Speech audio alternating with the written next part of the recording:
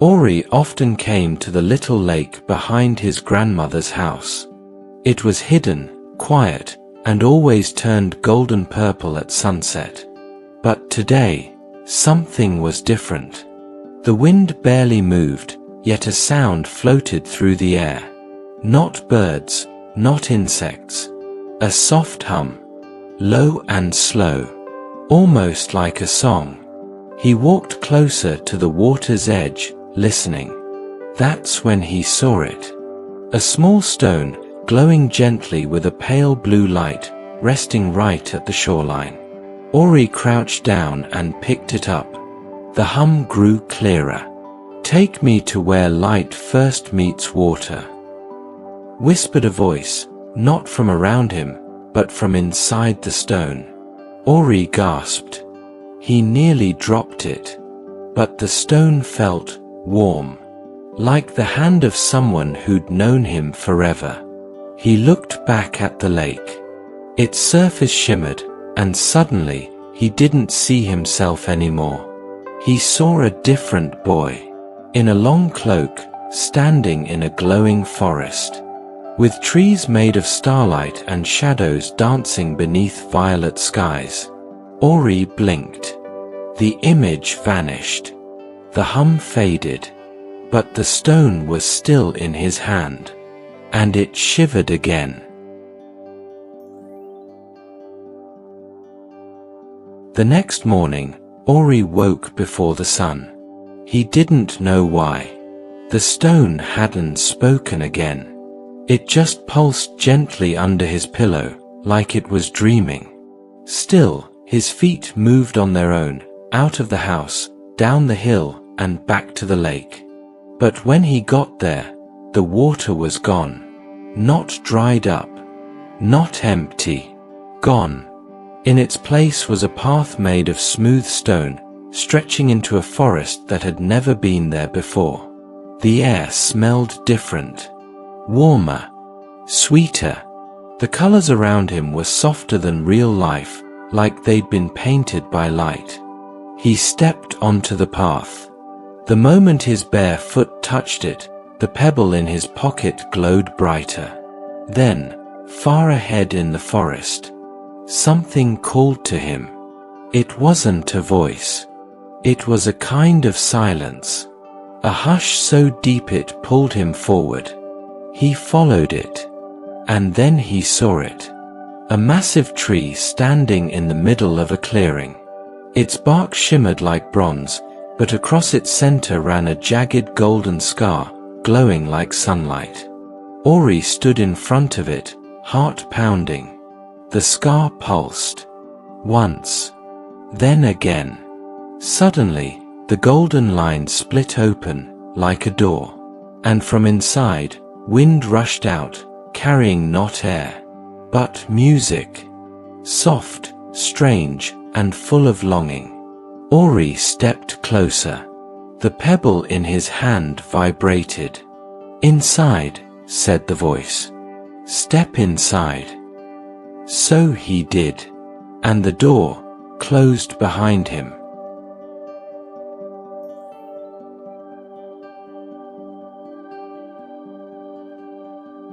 The golden door sealed quietly behind him. Ori stood inside the tree, but it wasn't hollow. It was a tunnel. Long, spiraling downward, lined with roots that shimmered faintly like candlelight. His feet moved forward, almost as if the pebble was guiding him. The tunnel curved, then opened. He stepped out onto the edge of a vast cavern. But it wasn't dark. Below him, winding like a silver ribbon, flowed a river that sparkled with 1,000 lights, each flickering like stars beneath the water's surface. Ori took a breath, and then he heard it. Music. Not just instruments. Voices. Some were humming. Others whispered. Some even laughed, soft, echoing, like memories being sung. He climbed down a gentle slope toward the water. A wooden boat was waiting, tied to a glowing root like a dock. He climbed in. The moment he sat down, the river began to move. No paddles. No oars. The boat drifted silently down the glowing water, carrying Ori between hills of humming rock, arches of floating stone, and trees that grew upside down from the ceiling. He leaned over the edge, listening closely. One voice whispered, "I remember my mother's lullaby." Another sang, "I once danced under yellow stars." A third simply sighed, "Don't forget me." Ori closed his eyes. The pebble pulsed, and the boat carried him deeper into the river of forgotten songs.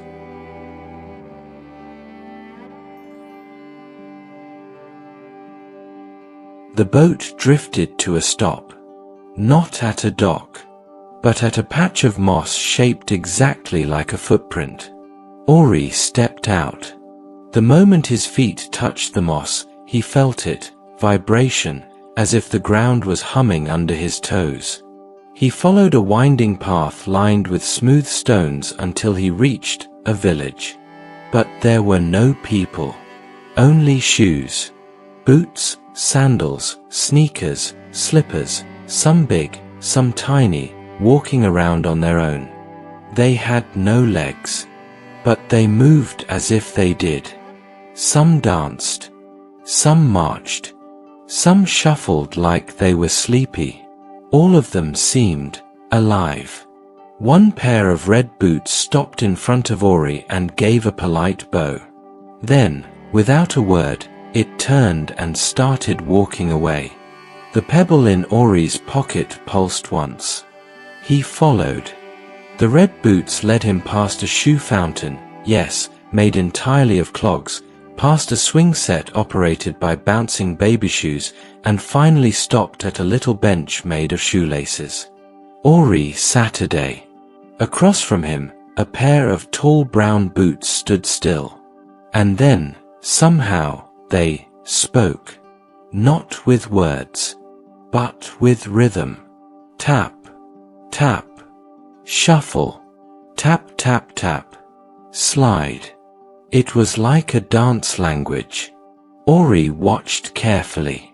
Then, awkwardly, he stood up and tried to mimic the steps. He stepped, tapped, stumbled, and suddenly, all the shoes around him cheered. Well, not with sound, but by clapping their soles together and stomping in rhythm.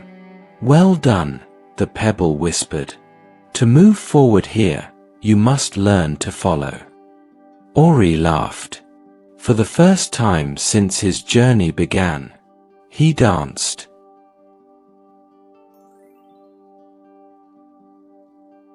When the dancing stopped, Ori followed the red boots once again. This time, they led him through a narrow path of soft moss and winding roots. The air was quieter now. No humming, no tapping, just the sound of his own footsteps. At the end of the path stood a small stone building, hidden beneath a canopy of blue leaves. Inside, it was completely silent. In the center of the room stood a mirror, tall, framed in vines of silver. But its surface wasn't glass, it looked like rippling smoke trapped in crystal. Ori stepped in front of it. No reflection. He waved. Nothing. He tilted his head. Still nothing. Then the pebble pulsed, and words appeared across the mirror's surface, not written, but formed by shifting trails of light. "What do you most wish to see?" Ori opened his mouth, but no sound came out. He wasn't sure. The pebble pulsed again. This time, the mirror began to swirl. A face appeared. Not Ori, but his father. Smiling, laughing, holding Ori in his arms. Ori stepped back, startled. He hadn't seen that memory in years. Then, the image faded, replaced by another. A version of Ori, older, taller, standing on a hill, surrounded by glowing trees. He looked peaceful. "This is who you are becoming," the pebble whispered. The mirror shimmered once more, then cracked down the middle. Light spilled out. A doorway formed. Not just to another place, but maybe to another part of himself.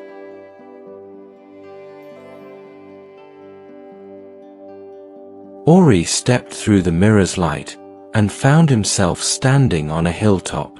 The sky above him shifted constantly, sunlight one moment, twilight the next, then a soft pink morning before fading again.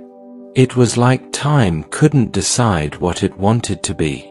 In the center of the hill stood a tall, crooked clock tower. But instead of ticking, it sighed. Ori walked closer. The clock face had no hands, only a glowing ring that pulsed in different colors: red, blue, yellow, green, each changing with the breeze, or maybe with Ori's own heartbeat. A bronze plaque by the door read, "This tower does not tell time. It tells truth." The door creaked open. Inside, gears spun slowly in midair, not touching anything. Chimes hung from nothing, yet they rang when Ori passed by. He climbed a spiral staircase, and with every step, he felt something. Sadness, laughter, loneliness, hope.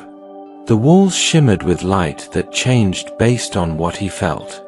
At the top, a platform opened to the sky.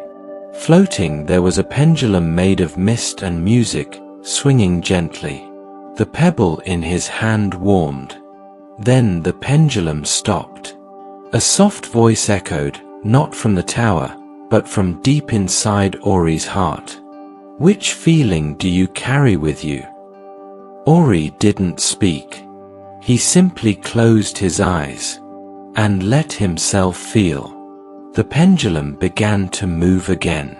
The tower chimed once, not with sound, but with a glowing burst of golden light. A staircase of stars unfolded in front of him, floating into the clouds.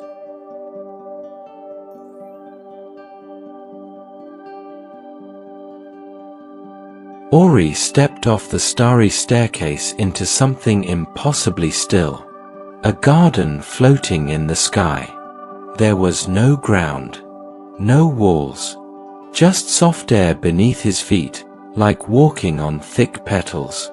All around him, flowers bloomed midair. They hovered gently, glowing in colors he couldn't name.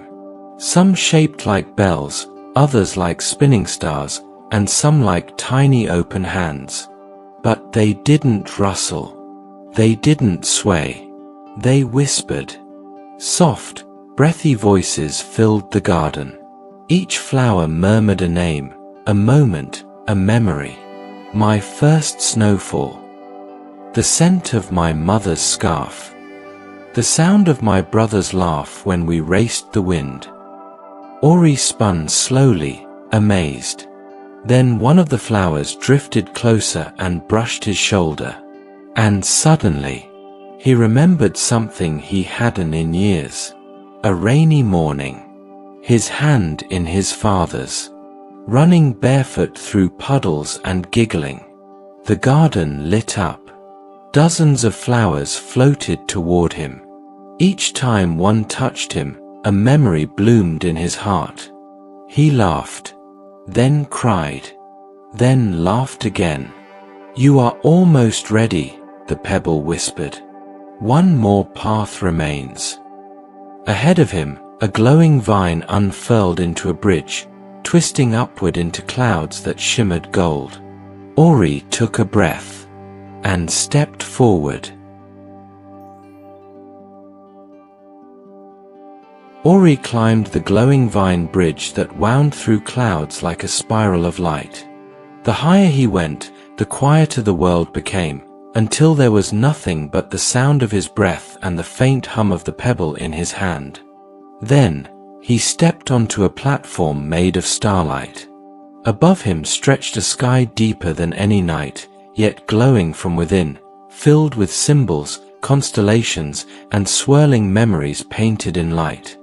And floating in the center of it all was a shape, not quite human, not quite spirit. It shimmered like it was made of sky and time. "Welcome, Ori," it said, not with sound, but with recognition. Ori didn't speak. He only stared. The shape floated closer and opened its arms. In its chest, there was a space, a perfect fit for the glowing pebble in Ori's hand. He stepped forward, slowly, and placed the pebble inside. A wave of light rushed outward. Stars danced, clouds swirled, and then the sky spoke. "You have listened. You have felt. You have remembered." Ori's name began to echo, not from a mouth, but from the sky itself. Each letter became a light. Each light formed a path. He looked up and saw the same glowing staircase he once saw in the reflection at the lake. The very beginning was the way forward. He stepped onto it, one foot glowing, the other trembling. And the moment he did, the pebble melted into his chest, becoming part of his heartbeat. He looked back once, at the garden, the tower, the shoes, the river, the tree. Then up, toward whatever came next.